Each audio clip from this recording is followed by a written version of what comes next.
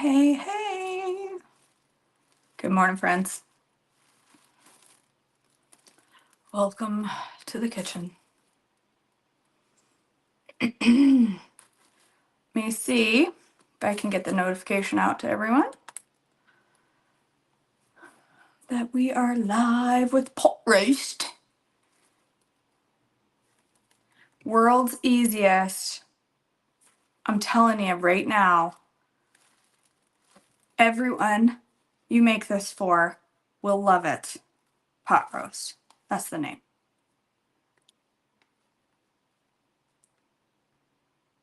Oh. Pot spill. Pot roast. Is pot roast one word or two? Must be two. I should know that.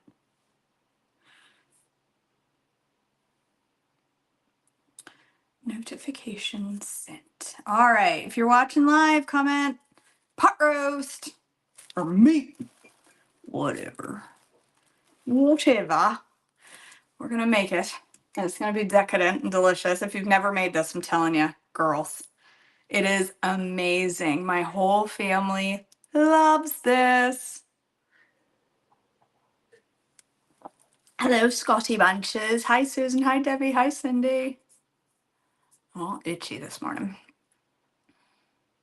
I did. I found my pan. Still wrapped from when we moved from Maine. Hey, Jen. Morning. Hey, Kimberly. Hey, Sherry. All right. Hey, Connie. I need to use this recipe because my Instacart people put bottom round roast in my order instead of chuck roast, which is what I use for my Pioneer One pot roast, and I don't know what to do with bottom round. This is chuck, but I use whatever is the absolute cheapest at the grocery store, Meredith. I use whatever is the cheapest. Whatever is the absolute cheapest piece of meat that I can get is what I use for this. And if a pot roast is cooked low and slow, it doesn't matter. If it's dirt cheap, it will be good and tender if it's cooked long enough and slow enough. Hey, Melanie. Hey, Rebecca. All right. There's a million ways in this world that you can make a pot roast, okay? You can sear it in like oil and garlic and onions and all that stuff. And you can season it with all these amazing seasonings. And you can take hours to prepare it and, let it come to room temperature and dry rub it and smoke it. And you can do all of these things. Or you can take 5 minutes and the cheapest piece of meat you can find and have the most delicious pot roast you'll ever put in your mouth. I'm telling you, this beats every recipe, even the Mississippi pot roast, which is really, really good. Don't get me wrong. I like the whole one with the banana peppers and all that. It's good. But there is nothing, I have never had a pot roast that compares to this. And the way I came up with this recipe was a total accident. I was standing in my kitchen. Yes, this is Chuck. We call him Chuck. Is Angus. USDA Select Angus Chuck Roast. It was on sale for $14 because I had a $3 coupon. It's a big old hunk of meat. It's 3.5 pounds. And it was on sale. And it's been USD inspected. USD. Anyway, I was standing in my kitchen and I had put my roast in my pan and I poured some beef broth and some butter and I was about to put, what was I about to? Oh, I opened a can. That's what it was. I had put some butter in the pan. And because I always put a stick of butter in with my pot roast because it just, I don't know. I always have. I put a stick of butter in there and I was about to put a can of beef broth. For some reason, I had bought canned beef broth and I always buy boxed, but I had a can of beef broth sitting there and my husband was standing there doing this.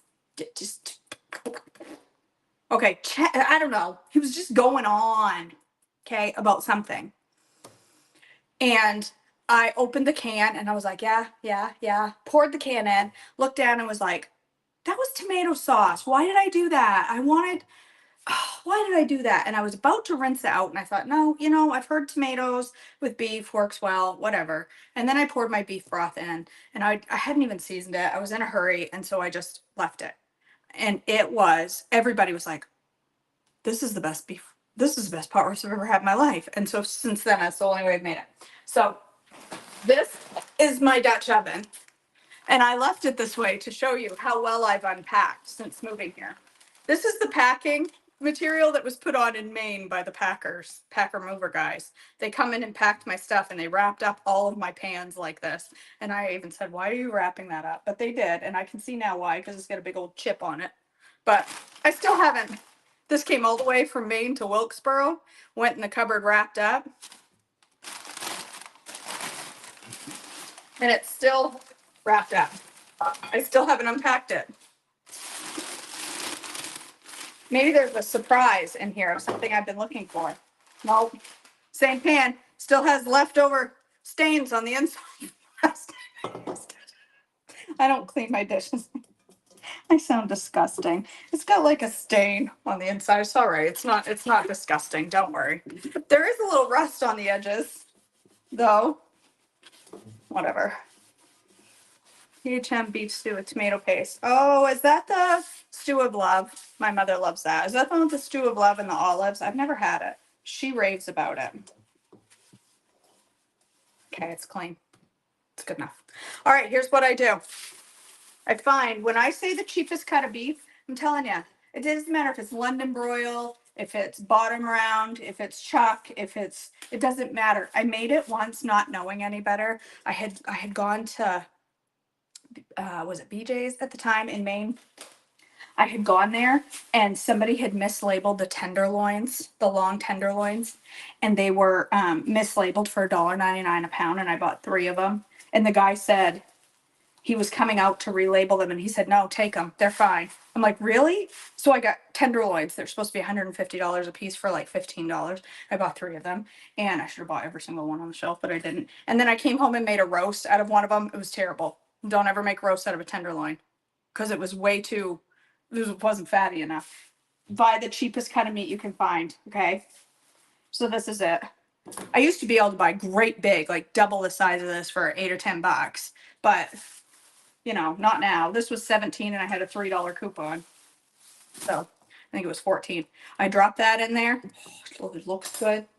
I take 1 stick of butter. Not expensive butter either. I ain't going to put no expensive Irish butter or Amish butter, nothing. It's a stick of the cheap butter. I grab whatever broth is in my fridge. This one just happens to be beef, but I would do it. I know, Meredith, I didn't know any better at the time, okay? I only made 1 roast out of a piece of it. The rest of it we had as steak. I grab whatever broth is in my fridge. If it's chicken, I use it. If it's vegetable, I use it. If it's beef, I use it. And if it's about a half a box, that's what I use. So basically 1 or 2 cups, whatever's left in your fridge, left over. If you're opening a new box, then okay, then half of it. And then I use a can of tomato sauce. In this circumstance, I'm using marinara sauce because apparently I'm out of tomato sauce and I can't even believe it. Oh, I don't even know if I can open this with my hand because I can't grip. Oh, Lord.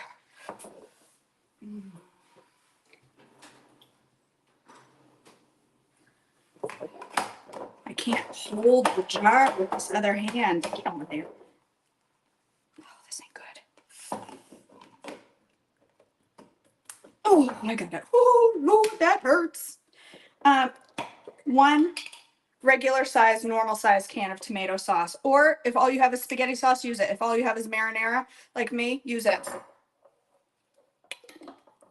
That's it. We're done. That's the whole recipe. Put your cover on there. Put your oven on 325. And if you're in a hurry, do more. Do it at 375. It'll still be good. But I put it, oh my Lord. I put it at 325. I slide I'm telling you, Meredith, it's wonderful. Stick it in the oven. And here's the trick. You cook it until everybody starts going, is something burning? When you smell that, the minute you smell and you're like, I think something's burning, it's done. Okay? No, it doesn't come out. It has a tomatoey flavor, but it doesn't come out tasting like spaghetti. I prefer it with plain tomato sauce. Okay, but this is what I have, is marinara. I prefer it with plain tomato sauce. I just can't grip anything right now, Susan. I've done something. My hand is I can't do anything with it. It is so painful. I can't.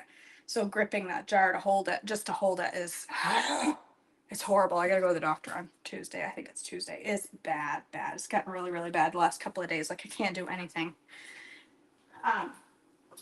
I prefer the plain tomato sauce over seasoned spaghetti sauce. This will add a little bit of an Italian seasoning to it, which I don't love. I don't hate, but I definitely prefer plain tomato sauce, but I don't have any. Because why would I have what I need in there? Why? And actually, you know what? I think I'm going to make pizza eggs this morning. I've been craving pizza eggs. I haven't had an S meal in a month for breakfast. I haven't had an S, so I think I'm going to use some of that to make pizza eggs. That's it. That's the roast. I'm telling you. Crowd pleaser. But you got to cook it. It's like 3 to 4 hours on 325. You got to cook it until you're going, I think something's burnt. And when you open the cover and the outside of the roast looks blackened, not burnt, blackened, and the edges of the pan are black, and you're like, uh-oh, I burnt my roast. It's perfect. Okay? Stick your fork in there, break it apart, stir it around in that sauce. I'm telling you what, it's the most savory, delicious. I'll show you what it looks like. It can't be like all red and juicy. It has to look burnt. And people have to go, I think something's burning. And then it's done. And Tilson will have to deal with that because I can't lift that. I guess I could put something hot on my hand, but I can't lift it. Nope. No veggies in there. No potatoes in there. No. Nope. I cook them all separate for this roast. I cook them all separate. I used to do it in the crock pot with veggies and stuff, and it's good, but this is best. You can do this in a crock pot. You can do this in an Instapot. It's not as good. I'm telling you, the darkness that you get from cooking it in a Dutch oven, you don't get that in a crock pot. You don't get that blackened. And this, the edges, you'll get a little crispiness on the edges. Oh my gosh, Mary Malone. Oh, I know, totally, Jennifer.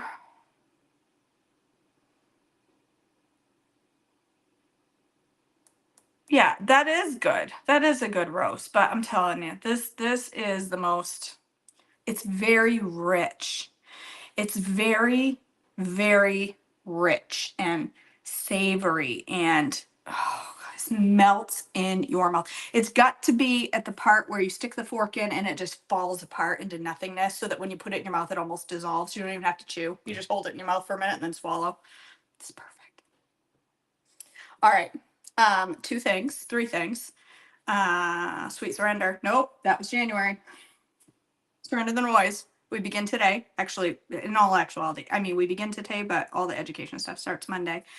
We're surrendering the noise. I'm excited about it. I've been filming the education, and some of it hits really hard, talking about culture and friends and people. And yeah, it's really, really good. You're going to want to be part of that. Oh man, Regina. I'm not looking forward to it. I don't know. I'm hoping we can just splint it. And I don't know if it's carpal tunnel, if I've got like a ganglion cyst growing inside my hand because I almost feel a lump. It is painful. It hurts. Anyway, come join us. Link is at the top of this. Two things. I think I sent Mary Malone a message. I'm waiting for her to respond to me. She's ignoring me. Somehow I think I've done something to my kefir. Something new has happened to me that has never happened to me before. Okay. I've been making kefir now for 3 months consistently, and it's been great. And my grains have been exploding and growing. And so I put some of them in the freezer and then I gave them to somebody. Something has happened. I finished up my last jar of kefir and I had to make more. And my grains were in there. I usually keep my grains in a container with a little bit of milk. This time I put them in a Ziploc bag with a little bit of milk. I just put them in there and stick them in my fridge. I took them out last night. Nope. What's today? Today's Saturday morning. Thursday night, I took them out. I poured my milk over them the way I always do. I put it on my counter, and they have not produced kefir. I have sour milk. I have never had this happen before. There's no separation. There's no bubbling. You could see the grains are at the very bottom, just kind of pooled, sitting there. They're not doing anything, and it's spoiled. It's completely sour. It is not kefirized. It is spoiled milk. I put 1 quart. This is just over a quart, Mary. It's the same amount I always make. So I'm going to strain these out. Look, it's just sour milk. That's all it is. And oh, my grains are like gone. Oh no, they're all in the bottom of the jar. I got all wound up for something. But see, they all just stack at the bottom. This is a half-gallon jar, but that is only, it's just over a quart of milk.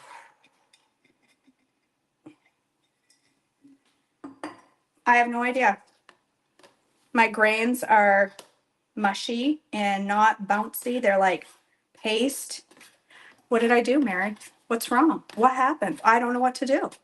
I'm just gonna, Jamie suggested that, oh, there's a chia seed. Maybe that did it. Actually, I think that was a piece of quinoa. So yeah, interesting. I've never had that happen before. That's what I'm gonna do. I'm gonna put it back in here. I think I'm gonna rinse this jar out because it's sour smelling, like spoiled sour, not like kefir sour. Oh my Lord. So right now I have no L-reuteri and no kefir. So I'm just gonna put less milk in there. Like Mary said, Jamie suggested the same thing, that I just start out with a little bit of milk. But I don't want to have to do that. Look, they're like soft and sludgy. They're not bouncy. And my milk is just spoiled milk. Sour. I have never, like, what the heck? Why did they just die? They've been growing and getting bouncier and wonderful, and now all of a sudden they just die, like out of the blue. Like, what the heck? Where's my milk?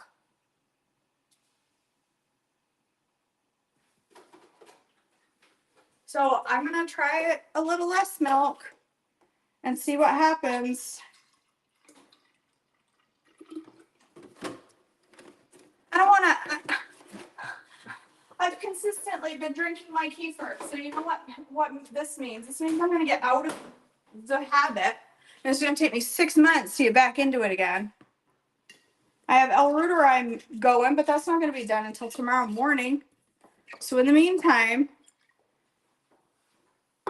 I'm gonna try this all over again. How irritating. Not fair.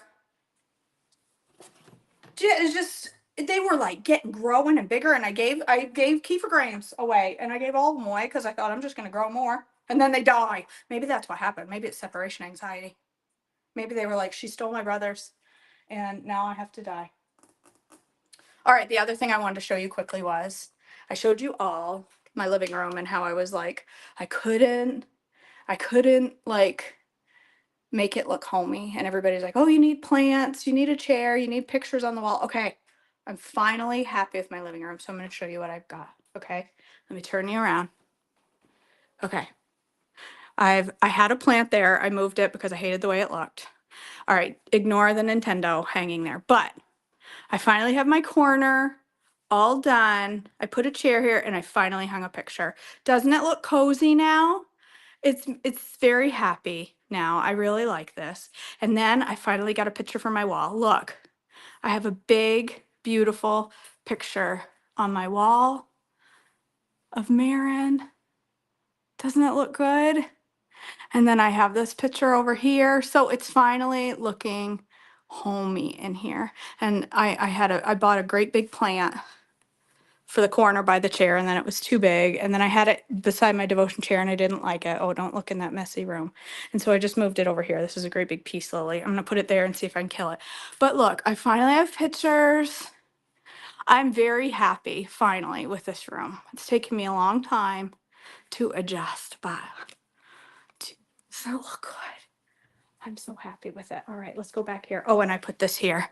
I just got that to put some of my mugs that I don't drink out of all the time, but I like to display. Like I have two of these. So I put one there so everybody can see it. And then I have gummies here and trash on my floor. All right. Let's see if I can get this back open. So I'm really happy with that room, finally. It's taken me a long time to get to the point where I was happy, but now I have pictures on my wall. And I love that big, beautiful picture of Marin. It looks so pretty.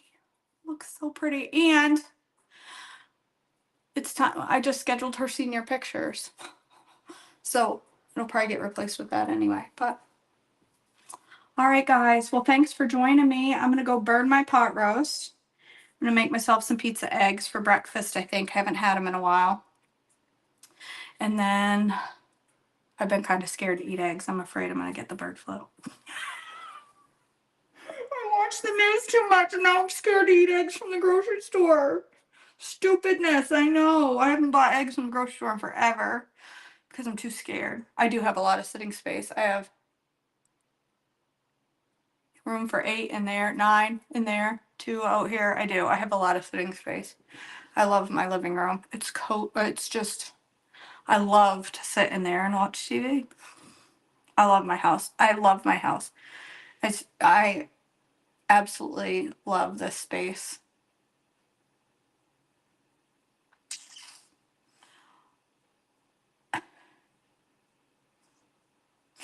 Mary.